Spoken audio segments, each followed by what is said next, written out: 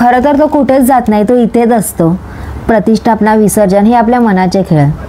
अनंत काळावर राज्य करणाऱ्या, राज्य गाजवणाऱ्याला आपण काय बसवणार आणि काय विसर्जन करणार? गणेश हे एक तत्व आहे सृष्टीतलं. विसर्जन तर माणसाचं होतं, आपल्यासारख्या. बापाबरोबर आपण आपले अहंकार आणि द्वेष आणि इतर विषय विसर्जन करत असतो. बाप्पा तर अनंत काळापर्यंत तसाच असतो.